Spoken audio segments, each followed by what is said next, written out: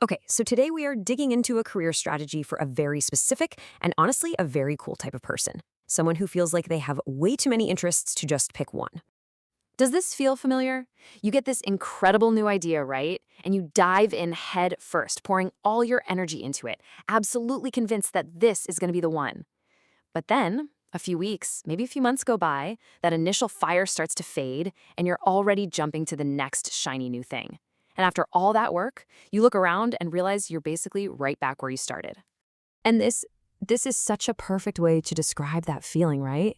It's like your brain is a browser with a dozen tabs open. They're all trying to load something amazing, but nothing ever actually finishes.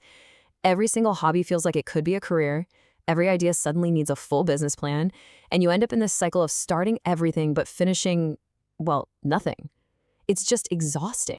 But what if I told you the problem isn't that you have too many interests? That's actually a superpower. The real issue is that you don't have a system to manage them.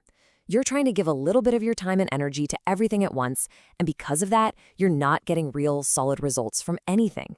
It's time to fix that. So what's the fix? Well, it's all about a simple system for focus. This is designed to bring some much-needed order to that creative chaos and help you decide what really matters right now.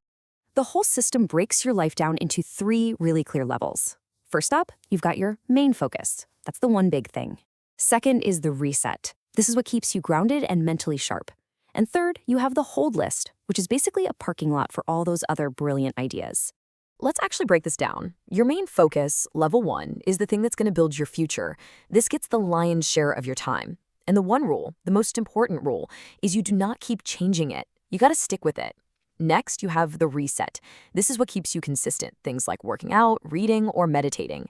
The absolute key here is to not turn your joy into a job. Don't try to monetize it, just let it be your space to recharge. And finally, the hold list. This thing is a game changer. It's your pressure release valve. Every other great idea you have goes on this list. You're not saying no to them forever, you're just saying not right now. Just writing them down frees up so much mental space to actually concentrate on your main focus. Now, I know what you're probably thinking. Committing to a main focus sounds, well, it sounds huge, maybe even a little scary, like you're making a decision for the rest of your life. That's exactly why this next part is so important. You have to stop thinking in terms of a lifetime and start thinking in seasons. And your new time frame? It's just 60 days. That's it. Pick your main focus and promise yourself you'll stick with it for just 60 days. No jumping ship, no second guessing, just 2 months of focused, dedicated work. So here's how the cycle works. On day one, you commit. You write it down, you make it real. You show up every day, and you put in the work.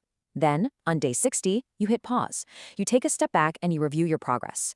Ask yourself, did this move the needle in my life? If the answer is yes, awesome. You can commit to another 60-day season. If it's no, that's okay too. You now have permission to adjust or even switch to something new from your hold list. And that's why the 60-day cycle is so powerful. It's the perfect sweet spot. It's long enough for you to see real, tangible results and build some serious momentum. But it's short enough that the commitment doesn't feel like a life sentence. It's not a prison. You're just building your future, one season at a time. And that's how you finally start to finish things. Okay, so let's get to the really cool part. Let's talk about why having all those interests isn't a weakness. It's actually your secret weapon. The goal isn't to have fewer interests, it's to start connecting them. This is how you turn what feels like a scattered mess into a truly unique advantage. Think about it this way. You have specialists who know one thing really, really well, and that's valuable for sure. But often, they can be replaced by another specialist. But then you have the skill stacker. This is someone who combines multiple, often unrelated skills. For instance, imagine a software developer who's also a fantastic public speaker and a great writer. That person is a triple threat. That unique combination makes them incredibly rare, super valuable, and almost impossible to replace. So, here is the big question for you to really think about. Look at all your interests, the things on your hold list, the things you do for your reset.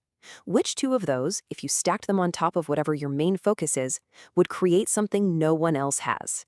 The answer to that question? That's not just a hobby. That's your unique career path. All right, we've gone through the problem, we've laid out the system, and we've talked about the strategy. Now it all comes down to one thing: action.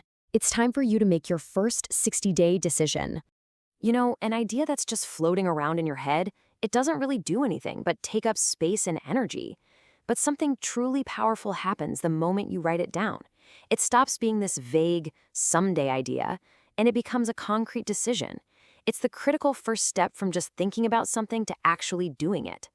So I'll leave you with this one question. What is going to be your main focus for the next 60 days? I really want you to think about it and decide, maybe even right now. Because 60 days from today, you can be in the exact same spot you are now.